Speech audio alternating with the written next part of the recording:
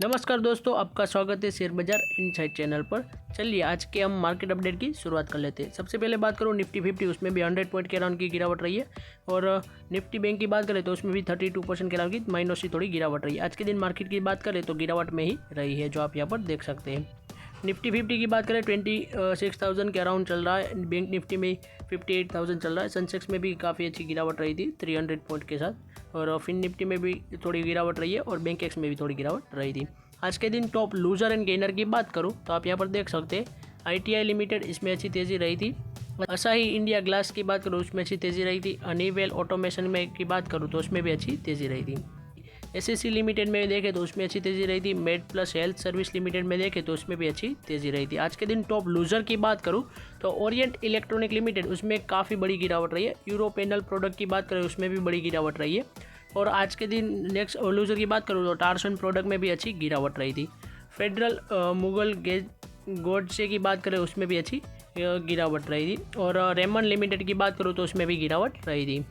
तो आज के दिन कुछ कंपनी स्पेसिफिक अपडेट की बात करूँ तो आप देख सकते हैं CG पावर, तो उसके अंदर गिरावट रही है कंपनी के स्टॉक प्राइस में, क्योंकि 600 करोड़ का जो उनको ऑर्डर मिलने वाला था वो कैंसिल हो चुका है। इस वजह से थोड़ी गिरावट रही है कंपनी के स्टॉक प्राइस में।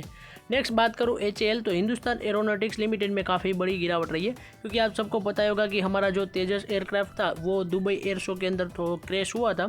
उस वजह से कंपनी के क्या है स्टॉक प्राइस है उसके ऊपर भी नेगेटिव इम्पैक्ट देखती हुई नज़र आ रही है। नेक्स्ट बात करूँ NBCC, तो उनके स्टॉक प्राइस में वापस से 4% के राउंड की तेज़ी रही है, क्योंकि उन्होंने न्यू एक 110 करोड़ रुपीज़ का ऑर्डर सिक्योर करते हुए नज़र आ रहा है। इस वजह से कंपनी के स्टॉक प्राइस में अच्छी तेज़ी रही है। नेक्स्ट बात करूँ ICICI प्रूडेंशियल लाइफ की, तो उनके बोर्ड ने अप्रूव कर दिया है NCD के जरिए 1200 करोड़ जो उठाने वाले उसके रिलेटेड उनको हरी झंडी मिलती हुई नज़र आ रही है। यानी कि वो क्या है कि नॉन कन्वर्टेबल डिबेंचर के जरिए 1200 करोड़ उठाने वाले हैं और कंपनी को बोर्ड की तरफ से अप्रूवल भी मिल चुका है। इस वजह से कंपनी के लिए तो काफ़ी अच्छी बात है। अब आने वाले लॉन्ग टर्म में देखते हैं इसका क्या इम्पैक्ट कंपनी के स्टॉक प्राइस में दिखता है।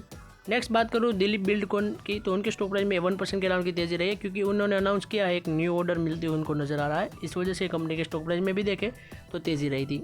नेक्स्ट बात करूँ कोफोर्ज की, तो कोफोर्ज ने अनवील किया है उनका फोर्ज एक्स नाम का एक प्लेटफॉर्म। उन्होंने कहा कि इंजीनियरिंग एंड डिलीवरी प्लेटफॉर्म से रिलेटेड यह प्लेटफॉर्म होने वाला है और रिवोल्यूशन लाने वाला है AI ड्रिवन सॉफ्टवेयर डिलीवरी के अंदर।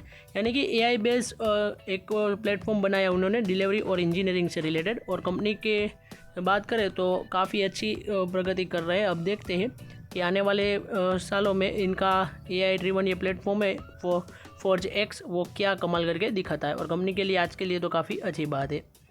नेक्स्ट बात करूँ शैली इंजीनियरिंग की, तो उनके स्टॉक प्राइस में भी थोड़ी तेज़ी रही है, क्योंकि USB ने इनिशिएट बाइंग की है 60% अपसाइड पोटेंशियल देखते हुए इस कंपनी में शैली इंजीनियरिंग प्लास्टिक लिमिटेड में, इसलिए कंपनी के स्टॉक प्राइस में थोड़ी तेज़ी रही है। नेक्स्ट बात करूँ RMC स्विच गियर शेयर की, तो उनमें गिरावट रही है। उनको एक नया ऑर्डर मिलते हुए नज़र आ रहा है 40 करोड़ का, फिर भी कंपनी के स्टॉक प्राइस में आज के दिन गिरावट रही है। अब देखते हैं कल के दिन कंपनी के स्टॉक प्राइस में पॉजिटिव इम्पैक्ट दिखती है या फिर नहीं।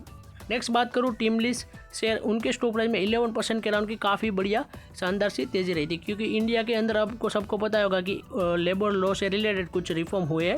29 जो रूल थे उसको सिर्फ 4 रूल्स में बदल दिया है लेबर लॉ के अंदर हम की बात करें तो। इस वजह से कंपनी को भी कंपनी क्या है कि स्टाफिंग और सब कुछ प्रोवाइड करने का काम करती है, मजदूरी है सब जो भी कंपनी में काम करने वाले लोग हैं वो प्रोवाइड करने का काम करती है। इस वजह से कंपनी के स्टॉक प्राइस में अच्छी तेज़ी रही है।